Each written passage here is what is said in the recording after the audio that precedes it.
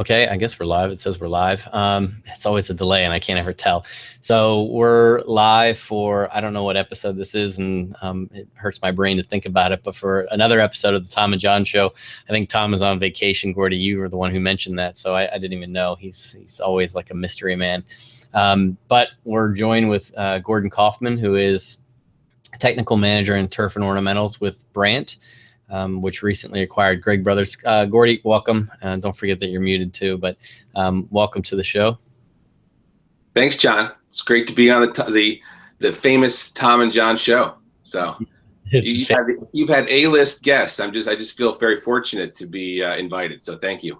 For one of those A-list guests, but I'm going to give a brief introduction to you. So you're from the Harrisburg area. I think you said West Shore, and you're a Penn State guy. You went undergraduate, master's, PhD. Did you get a master's or did you just go straight through PhD?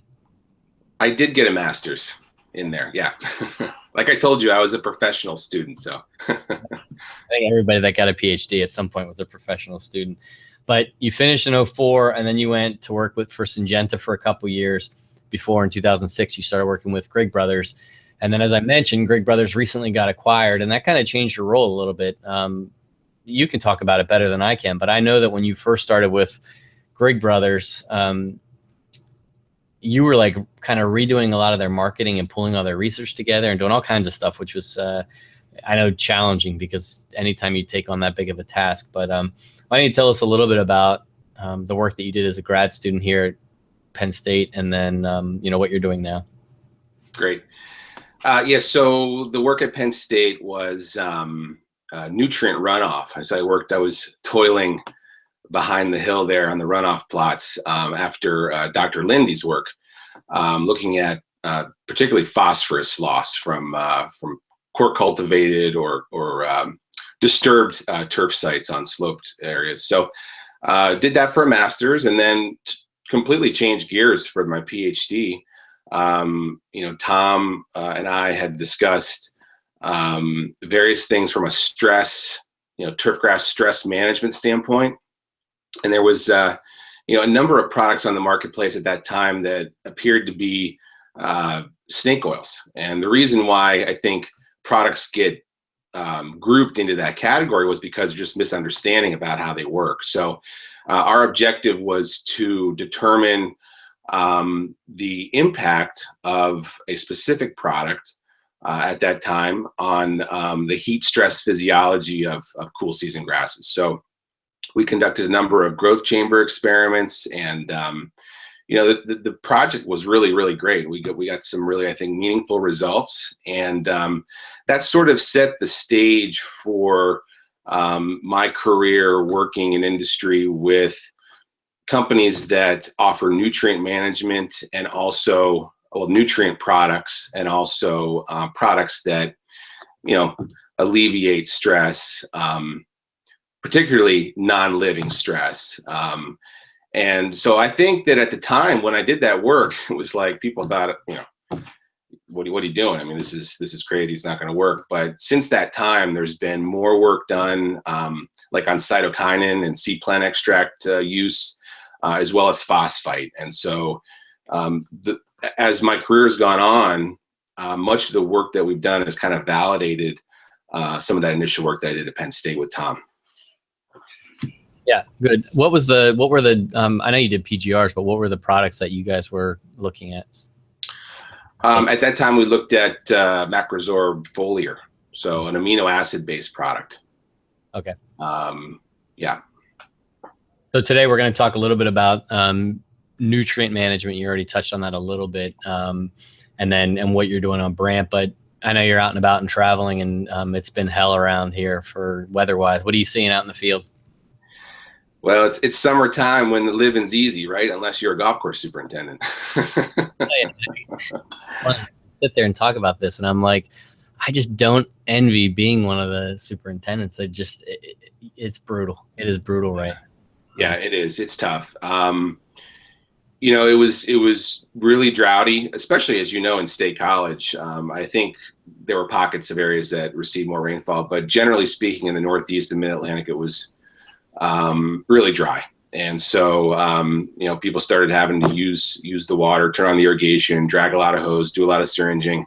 And then recently, there's been just this really high dew point, high nighttime temperatures, excessive rainfall in a short amount of time, which has really just exacerbated the problem. So, yeah, campus is like totally burnt out since June. It was so dry. And then I don't know what the temperatures have been, but I know in State College, we've been in the 90s or at least high 80s, and dew points are crazy high. So disease-wise, things have been crazy, although it looks like this week we're getting a respite from it, and it's the 15th of August, so this is about the time where you're like, airify, don't worry about it, the days are getting shorter, nights are getting longer, and so we're at that point, we're right at that point where we're getting past the real potential problems, but it's just been a crazy summer.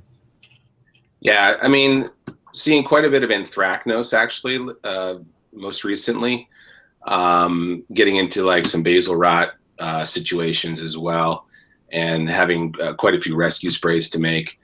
I mean, generally speaking, with when the weather is stressful in northern climates for us, like at BRANDT with nutrient programs, I mean, we've been, I guess we can kind of segue into some of the nutrient management discussion, but we sort of started the whole didn't start the idea, but we kind of reinforced the importance of spoon feeding. So anytime from a 7 to a 14-day spray interval, and generally, even when it's dry and stressful, it's good to apply nutrient because plants are stressed. Root growth is sloughing off, and obviously polyannua is not producing money roots. So essentially what you're doing is bypassing that root zone and supplying the plant with what it needs as a topical or as a foliar application. And that's important when plants are under stress. They need to have the required nutrient to increase vigor as much as possible. When we get into really wet conditions, oftentimes it becomes real difficult for golf course superintendent to get out there and spray. So there's fewer sprays generally when it's wet. But that's what we've done is really honed in on the spoon feeding approach. And we've known it's good agronomics to do that for years, but that's sort of what we do from a foliar standpoint. One of the things that we had talked about earlier in the discussion was where nutrient management and fertilization is going as a whole in the industry. So you had mentioned one of the articles that it looks like Larry and Wendy from Pace Turf put out, and I haven't read it yet. This is the one that came out in July. But do you want to touch on that a little bit in terms of some of the summaries? I'm going to share it so people can see it on the screen. But I thought that maybe you could take a look at it and mention it also. Yeah, I did want to mention it, John, because I think it's an important piece of information. I have it up so people can see it, and I'll go back to the page that starts it. Yeah, so basically what it says is that over the last 10 years, the nutrient use by golf course superintendents has declined rather sharply. Now that might be just due to the fact that our superintendents were applying maybe too much 10 years ago, and so now people are starting to reevaluate both from a cost standpoint, right, and also from a vigor standpoint. And then many are also mandated now to not apply phosphorus, for example, in New Jersey. So there's many reasons why nutrient use has gone down, and this dovetails well with Larry and Wendy and Micah Woods' project, the minimum level for sustainable nutrition guidelines that are being developed that I want to touch on as well. But this provides a challenge for companies like BRANDT because, we're selling fertilizer and use has gone down. After the 2008 recession, obviously clubs there's fewer acres, there's fewer golf courses, and also the budgets are tighter. So it's just been a challenge, for all of the companies out there that are selling, nutrient. So what we've tried to do is really add value, and the biggest way we've done that, and you mentioned it at the beginning of the program, was to do the research and to offer up the science behind why certain formulations should be used or why certain nutrients should be applied at the right time. And so that's really what we rely on from a standpoint of differentiating ourselves from the competition, which, I said before, there's a lot fewer acres, fewer nutrients being applied, and there's more competition. So it's a real challenge. Yeah. What's crazy to me is that this is the difference, they're showing in these bars here, is only from 2006. And that's not that long ago. Like, I think, right. You look at these figures or these surveys, and they'd be like, what did we do 20 years ago? But we're only talking, 8 years ago. And so to see that dramatic drop off, and I don't know what's responsible for it. I didn't read the article, so I don't know what their, implications are, but that seems pretty dramatic, 33 to 53% drop. I could see the phosphorus because of the legal requirements in a lot of states. I mean, I could see that being a challenge and that being part of it, but I can't explain the rest of it. MLSN, is that what it is? MLSN or MSLN? Yeah, MLSN, the minimum level for sustainable nutrition. Yeah, I'm sure that had an impact too, but I think people are just scratching the surface with that. I don't think that's, there's that many people that are like immediately adopting that. And it's really only the last couple of years that's kind of taken a hold. So I'm not sure exactly what the result of this is, but yeah, anyway. No, I agree with you. I mean, that's much more on the latter side of this survey and this data. They offer up a set of reasons why, or potential reasons why, this trend has occurred. And so it's just, I think, important for everybody to give this one a read and understand that what I think will probably happen is that I feel like we're almost at a plateau, perhaps at the bottom trough, essentially, where I don't think the amount of nutrient going on the ground is going to go down anymore. I think it might actually just level off for a while and perhaps even go back up. But I just thought because the MLSN is so new, that it dovetailed nicely with this, and also what we do, which is offer up solutions where superintendents can use very low doses of nutrient and apply them more frequently, which is really what that approach is all about. Right. They call it just, Micah calls it just what the plant needs, right? Right. So now, are you guys subscribing to that? I mean, is this something that you're saying and then trying to get people to, use the products to spoon feed these things and just constantly put out just what the plant needs? I mean, it seems like at some point you don't need to apply anything then, although the plant's continuously using it. So I don't know. Let me just,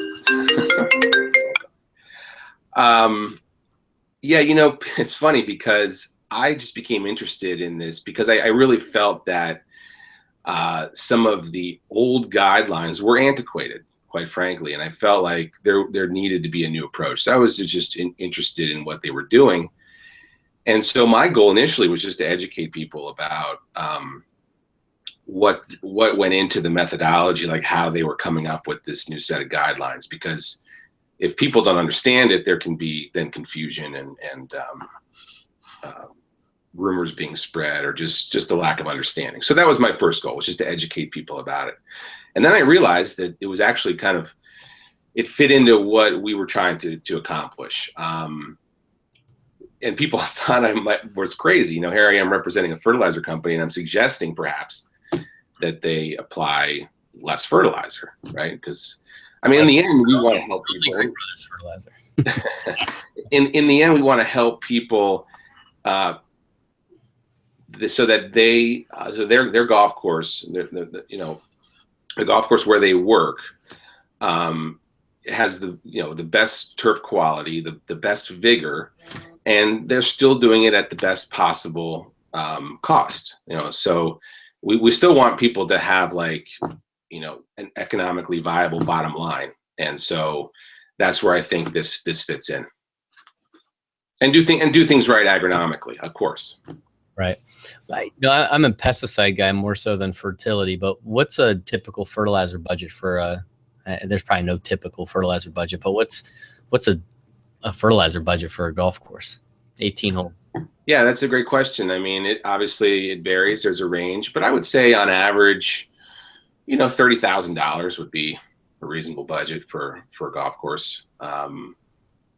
It can go up, higher than that, obviously, but I would say 35,000. Okay. Yeah, I never thought about it. I know that they're, depending on the craziness of the programs in terms of how much they're micromanaging it and whether they're using their quick release or things, prices. But so what do you think about the state of fertilizer industry and the business? I mean, obviously you need fertilizer. The turf needs fertilizer, so it's not going away. But how do you see that kind of shifting and moving forward? Yeah, it's a challenge. We tried to innovate in the area of formulations. We try to make things and develop formulations that work. They're efficient, but they're also easy to use. They're easy to handle. They mix well with other products. I mean, everybody puts at least 3-4 things in the tank, right? So we need to make sure that the products are compatible. And they don't burn the turf, particularly if they're being used, in higher heat or stressful conditions. So we're just trying to innovate. It's tough, I mean, there's only so many ways you can come up with applying the same essential nutrients that are required. But we're working towards ways to do that, particularly on the formulation side. Yeah. At field day, we just had our field day last week when it got rained. When we got rained on and we went inside, I was in there and Max Schlossberg was giving a talk on some of the slow release products that he had been testing and showing how technology had changed. There are actually products that were, a real, consistent release, not just like we'll wait till it breaks down and then release everything. It's like consistent month 1, month 2, month 3, and then maybe it will fall off. I got to imagine the same would be technology with you guys as well. Yeah, absolutely. It's great to see that because, I mean, the use of slow release nitrogen sources is a real valuable thing. But of course, they want more control oftentimes. And that's the difference between, applying a higher rate of a slow release versus a lower rate of something more soluble that you have a little more control over. But yeah, I mean, as long as everything else is the same from an environmental standpoint, and there's not some excessive factor in the environment that's going to promote the release of nutrient when you don't want it. That's a great tool to supplement. Now, I think one of the things, and you mentioned it, was the residual. So over the years, people have been applying a lot of slow release sources like methylene urea, for example, and that there's residual for that in the soil. So I think part of the reason why people are applying fewer nutrients now is because there was so much sort of nitrogen built up in soils, particularly in the heavier soils on fairways, the higher acreage areas. You know what I mean?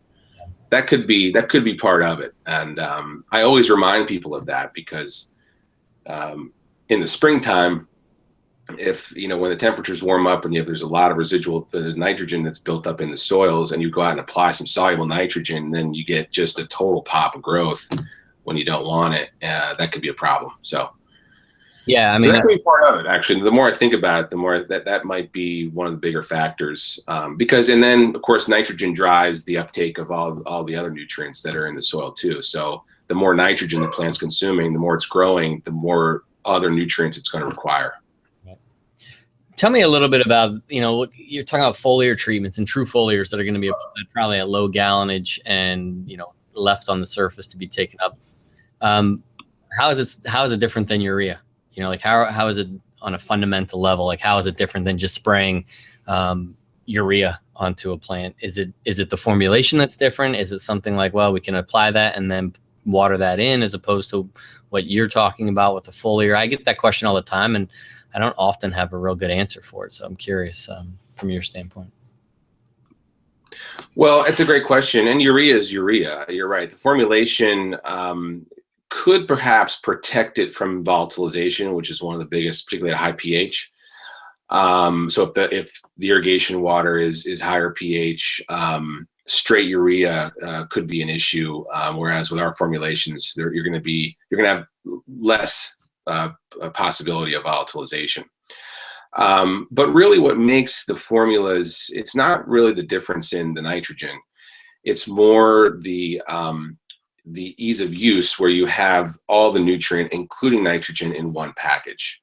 So it's just a complete and balanced approach. So the work that we did, 8 years ago, we did an uptake study at various locations. So on cool season and warm season grasses. And we basically found the biggest difference between like a soluble, like a 20-20-20 versus our formulations was with the secondary macronutrients like calcium, magnesium, and the minor nutrients.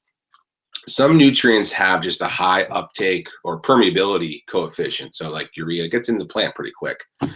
Potassium, it gets in the plant pretty quick. Whether it's just a straight formulation or one of ours. But the biggest difference was for those nutrients I mentioned. So if you just take a bunch on your own and put them into a tank, it's not the same as the formulation of having them together and the tie. Like I'm just trying to understand the uptake of them. Yeah, it's hard. If you don't have it properly formulated, you run the risk of having things just basically settle out in the tank. They don't even make it to the nozzle. If they do make it to the nozzle, there's a chance for having them be clogged there. And it's just you don't get nearly as much nutrient uptake, and so you lose efficiency basically. Yeah, so, and we talk about minor nutrients. They're minor nutrients, but they're important for various things. Like there's even some interaction with pathogens, manganese, for example, and takeoff patch. Very important for spring and fall, shady conditions when the sun angle changes. To increase the or just improve upon the nutrient status from a miner standpoint is important, because the miners play a big role in chlorophyll production and increasing photosynthetic efficiency. So you mentioned BRANDT now and your new role in terms of research, and I know that you're doing a lot of research around the country. What is kind of the next thing? What are you guys doing in terms of, you said it yourself, like it's hard to like keep looking at these things because you're talking about some things that are basic, but formulations are obviously key. Maybe looking at ratios of these nutrients within each different product that you have. But what are you guys doing research wise, or what's the next hottest thing that you're leaning towards? Well, we've been doing quite a bit of work sort of expanding on our IPM. We call it nutritional IPM. So we've been using this sort of approach of providing nutrient efficiently with like phosphite or sea plant extract, as I mentioned before, throughout the summer months, combined with perhaps a fungicide like a chlorothalonil, daconil, Ultrex at a low label rate for anthracnose management, let's say. So we continue to expand upon that. We've also gotten involved with some colorants. We've done some work, I think, documenting that colorants can provide some level of turf quality enhancement beyond simply a cosmetic or a color difference. So we're doing some more work there on the colorant side. And we're just trying to get a feel too for, BRANDT has nutrient formulations and Grigg Brothers has nutrient formulations. So we're trying to get a handle on the differences between those two. And as we begin to sort of offer up a more focused product line going forward, I think that's probably really what I'm most interested in, is kind of sifting through all the different technologies that we've got now, because BRANDT's been acquiring many different companies and technologies. So one of my biggest jobs is to come up with a cohesive product line that makes sense and that we can offer up to our clients in an intelligent way that solves problems. So, but we're also looking at other markets too, John. I mentioned the difficulty or the challenges associated with the golf market. So we're looking at other markets, and we're trying to learn more about ornamentals, and most of our sales team is geared towards turf. We say turf and ornamental, but it's really in large part turf. So we're trying to understand and develop solutions for the ornamental market. That would include, container plants, nursery plants. We've done some work with pest control. We're trying to, determine. We have the ability to evaluate some. You're a pathologist, but we're looking at different pest control options that are more soft chemistries. I mean, the issue with the soft chemistry is that, if you can find a way to get them to work, that's great. And then you have to figure out a way to make it cost effective for people to use, right? So that's a bit of a challenge. So we're still focused on the nutrient, but we also sort of on the periphery have some like OMRI or soft chemistry biological products as well. And then we're also just most recently looking at the hemp market, the cannabis market for us. It's kind of more of an ag. I mean, BRANDT's an ag company, and this is an agricultural exercise. But when you've got smaller areas or environments where these plants are growing, like indoor growing operations, it also fits a little bit onto the ornamental side. And we can, I think, take technologies and products from the ornamental and turf and ornamental side and put them to use in not mostly the indoor grow operations, but there's been an increase in the ability for people to grow hemp in larger acreage for seed oil and fiber and for medicinal purposes. So states are shifting towards allowing universities to funding universities. There's no federal funding, but states are now providing some level of funding to universities. Like, for example, the University of Kentucky, they're big into this. Dave Williams, I saw him. I was just at the first annual crop science sanctioned industrial hemp conference in Denver. It was a great success. There's lots of really great science going on right now. And it really represents a growth market, a growth opportunity, which is exciting, Yeah, I think it's weird. Like, I'm not into the hemp market, but I know that the governor just passed something that allowed for, the openness of hemp research in Pennsylvania. But man, I get a lot of people contacting me about, am I doing any research in hemp or cannabis? Obviously, with it being legalized in a couple states now, and then, for medicinal purposes in other states, until federal funding gets figured out, because, the deal is, for people who don't know, no one's going to take any private funding and do hemp, well, maybe not hemp, but cannabis research for anything that could compromise their federal funding. And so, states, it's like Penn State, the universities get a ton of money through federal grants and just line items from federal government. So to compromise that, it means, maybe we can make 50 million in cannabis research, but we're going to lose 75 million in matching funds from federal money. And that would collapse, a ton of other areas of research. Maybe the cannabis research areas would go crazy, but we would lose a lot of other funding. So that's always a challenge and a big issue for them, which is too bad, because I just look at it as another cropping system. And, I would love to do research in it. I mean, the money's there, which is what you always chase when you're doing research. Wherever the money is, that's where you're going to, get money to do research. And there's probably a lot of help that they need from the standpoint of, there's not that many people doing that kind of research, at least not at an academic institution where you have a lot more resource sources than maybe a few small private groups have. So I don't know what's going to happen with that ultimately, but I've had companies that do grow lights asking about, research, and obviously from a pathology standpoint, people are looking at it. So Yeah, I don't know where that's going to go, but I can imagine it's only going to get stronger. Money tends to drive everything, so I got to imagine it'll increase. How was that conference though? The conference was incredible. The speakers were great, and Greg Roth was there actually from Penn State, representing Penn State, and you know, I was surprised given the fact there was a lot of complaining, right? Because there's not a lot of money. And so what they're trying to do in 2018, they're trying to get an amendment put into the Farm Bill. And it would just require one sentence which says that, you know, federal government is going to support, you know, hemp and industrial hemp research going forward, or allocate dollars towards that. So that's what they're trying. That's their goal right now. So we're still like 2 years away from perhaps having a significant change in the federal funding. But you're right. I mean, you can't just yeah, it's tough right now, but it's a big opportunity. It's a really big opportunity. In fact, one of the guys, a scientist from Canada, see, Canada and Europe are way ahead of the US on this.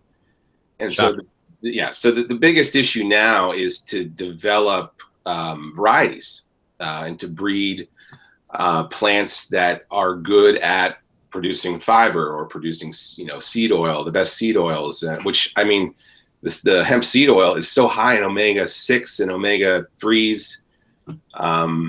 There's also, you know, companies now that are coming up and using hemp fiber for, you know, car part, like Mercedes-Benz car parts. So it's just a matter of time, and it's a real cool opportunity. So we're excited about that. We feel like we've got solutions to help, and as a science-based company, we're gonna attempt to learn more about how we can solve certain grower problems in that area. So yeah, it's like any other crop, you know. Yeah, that's how I look at it anyway. Except it's an all cash market. That's the only difference. Everything. Yeah, attitudes are changing, you know. So I think that there's a good overview, but kind of as we wrap up here, what's your suggestion for people now moving forward in terms of fertility? Obviously, we're getting towards the end of the summer. Maybe spoon feeding at a really low amounts can start picking up here shortly, and we've got aerifications and all kinds of other things. So what are, you know, some talking points for people to take away? Yeah, you know, you get through these next couple weeks, right? Depending upon the timing of aeration, you then would be well suited to promote recovery with sort of a higher dose nitrogen. We generally, I recommend phosphite going out through the fall, because it's a potassium phosphite source. So you're applying, you know, potassium as well, which is important for, at those doses, it's important to harden off the plant going forward. But if the weather conditions in the fall get conducive for, like, let's say, for example, microdochium patch, the phosphite will help in that area.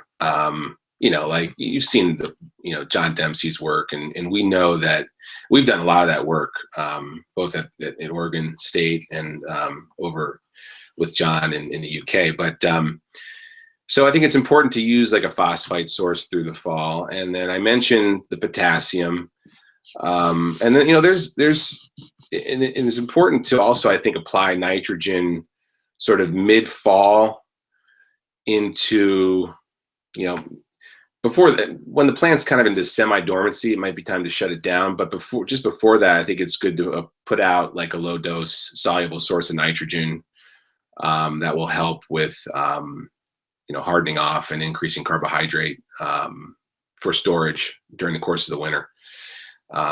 You know, nutrient additions in the fall and hardening off the plant are important. But if we get a terrible winter, ice, temperatures, you know, obviously it's not going to do anything. But for a typical winter where you get snow cover, I think some of these nutrient programs in the fall can be very helpful. And I got a great picture from Michael Woods when he was working at Cornell, where, you know, they just applied sort of balanced nutrition as foliar every 14 days, summer into fall, and the following spring, the areas that received those kind of lower dose applications of nutrient performed better. They had better color, better vigor coming out of the spring. So So that's important. And yeah, that's pretty much what I would say here for the fall. And the spring, what do people have to start thinking about? Like, when do they, like typically for us in talking to them, I'm like, hey, 3 pounds a year of nitrogen and everything else based on soil tests. And, obviously more in the shoulders of the season and cool season turf and spoon feeding this summer. But I don't get into too much detail in terms of the programs and stuff. So, I mean, an ideal program for you, what's the difference between, say like in our area anyway, like a POA course versus a BRANDT course, or, take greens, for instance? Is there any differences in how people should be managing that? Well, I think so. From a nitrogen standpoint, with the POA annua, I think just for anthracnose, it's important to have more nitrogen in the summer. Well, not more necessarily, but just that routine, whatever the dose is. I think it's like 0.1 pounds of nitrogen per thousand up to 0.2, depending upon what you can tolerate from a green speed standpoint. Yeah, I mean the bent grass. I think probably biomass accumulation and thatch management is important too. But obviously that turf grass is much more resilient than the annual bluegrass. And then of course going into the winter, right? I mean, annual bluegrass is more susceptible to. Yeah. I guess it depends. The superintendent that's managing, trying to manage less annual bluegrass can selectively allow nature to take it out, right? I guess. So it's a good thing. That could be a good thing if you don't have too much of it, right? Everybody always underestimates their populations of POA, so you end up thinking you got 10%, you got 30%. Yeah. I mean, generally, what I talk about is nutrient management being one of those key cultural practices that form the foundation for turf vigor. And so whether it's sand top dressing, aeration, water management, fertilization, I mean, those are the key things. So it's important to pay very close attention to it. And it has a big impact on the success of the turf. So. Yeah. So we'll see what happens moving forward with potential restrictions. I know phosphorus is obviously a big one, and loads of nitrogen, but we're talking mostly in Pennsylvania, you're talking about like 0.9 pounds at a single application, which on golf courses, most of the time they're not doing that. It's very different, but lawn care, maybe they are doing that. So and it'll be interesting to see how it kind of all plays out, and more work that's being done with, I don't know, maybe not necessarily the main aspect of nutrients, but the ratios of everything in turf. Like maybe that's having a larger impact than we, are led to believe. I don't know. I don't do any nutrient work. Most of my stuff is related to diseases, and I know that nitrogen tends to make things, less disease, and in other cases it makes it worse. So, right. Yeah. Anyway. Yeah, I think the other cool thing, that the work that was coming out of Rutgers recently over the last 4 years, looking at the importance of potassium for anthracnose management. So they've developed basically critical levels of soil test potassium and tissue test potassium. So in the soil, I think the critical level is about 50 parts per million. And in the tissue, I think it's 2%, where they can correlate far more disease if those criteria aren't met. And then interestingly, to go back to my previous point about the importance of potassium, low doses now. I'm not talking about ridiculous amounts of potassium in the fall, but reasonable amount of doses of potassium in the fall. Like, so the work they did in the summer at Rutgers, then what they recognized just by chance the following spring was that the plots that received the higher doses of potassium regularly during the course of that anthracnose work looked better and had better vigor in the spring. Yeah, and I think that was directly correlated with winter damage of POA too. It was if they had applied this potassium, and not crazy amounts. I know that when some of the work that was done, you're looking at like ridiculous amounts of potassium, like 12 pounds or something. They're like, yeah, that increases snow mold. Well, no kidding. Right. But yes, reasonable levels. I think they showed that they were coming out of winter stronger and less winter kills. So, and I think that was just a serendipitous finding. You know, it's not what they were looking at, but that's what they found, which is good. Which is usually what people recommend, to put out, you know, moderate levels of potassium in the fall. Right. Which for people managing annual bluegrass is scary. You know, you have no idea what the winter is going to be like. Last year was easy, but the previous 2 years were terrible. So, yeah, anyway. Yeah. So, and I just want to also, and this has been really great. It's been a great conversation, and I trust that people that watch this, both whether it's live or archived, will get a lot of value out of it. But I just wanted to say that I watched the as a golfer, and you know, being part of the golf industry, I watched the Olympic golf yesterday, and I thought it was fabulous. That golf course is amazing. Local architect, right?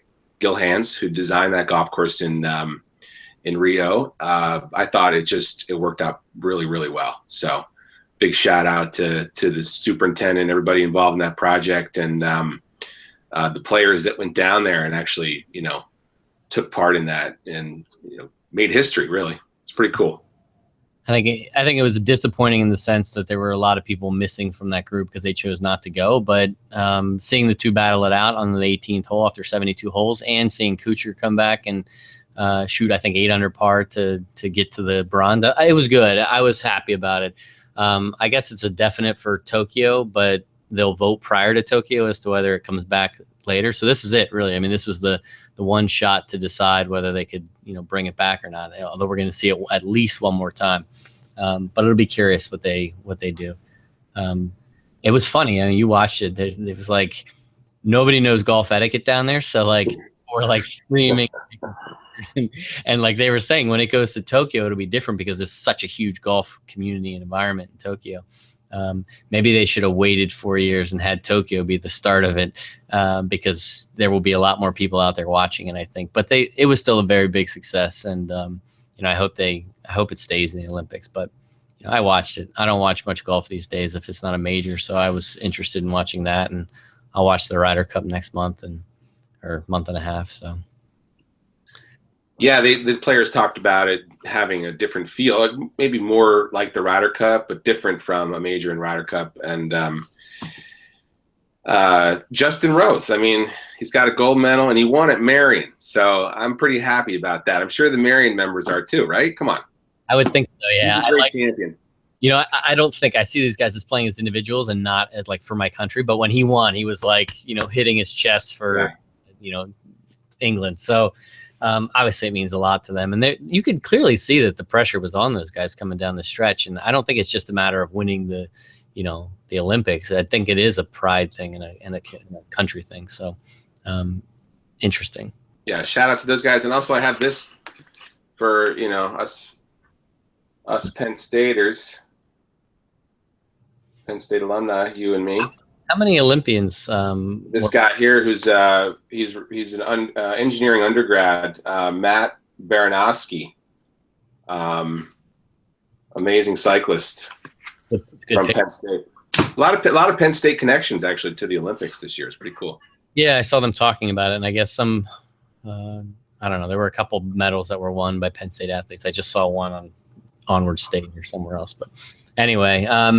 Well, we'll wrap up with that, I think. But in the process of doing that, anything you got coming up that you want to give a shout out to, or your Twitter account, or whatever you got going on? Tweet not really. No. Questions. Just you know, yeah, it's been a good summer. I look forward to it. It's been a lot of field days. I'll do a couple more field days here in September, and just stay tuned for some good information, some good research results out of BRANDT and Grigg Brothers. And thanks again. Next time we'll have to get Dr. Watsky involved, who happens to be my mentor. I mean, I'm not sure if you classify him as that, but for you, but it's well, I'll make sure the next time if I get invited back that Tom's here. So that'd be good to talk to him as well.